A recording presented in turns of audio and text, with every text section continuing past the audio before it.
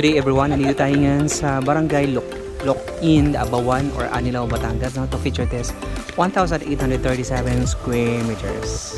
Wow, you have nice property. So this property with a total frontage of almost 30 meters plus with nice beach line. Napakaganda ng buhangin, parang powder. Of course, no, napakalapit mo rin sa pinaka-service road dito sa likod ng property. So this estate is katabi mo mga celebrity resort, no? Seems like ito kay Enrique Hill nandito rin yung mga Matsunaga resort.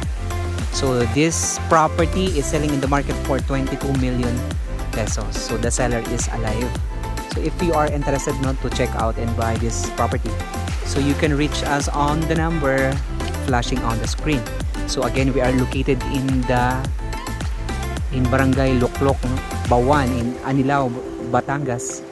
And alam niyo naman pag Anilao, no, napakaganda ng lugar. So this is the diving spot in the Philippines, kaya napakadami din ditong nagpa-parasailing, marami din nag-jet ski, napakadaming mga water activities na ginagawa dito sa area na ito. And right now, so dumaan kami dito, no, through bangka, pero meron pong daanan dito sa likod. Pero mas easier at mas mabilis ang travel time pag dito ka tayo sa port ng Anilao papunta dito sa Locloc. Pero pwede rin pong dumaan, no, dito sa likod, no, service road, mga 1 hour driving away.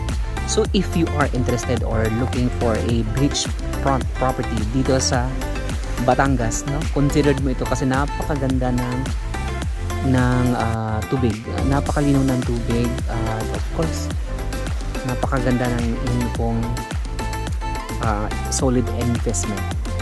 So napakaganda din kasi napakadaming turistang pumunta dito sa area na ito.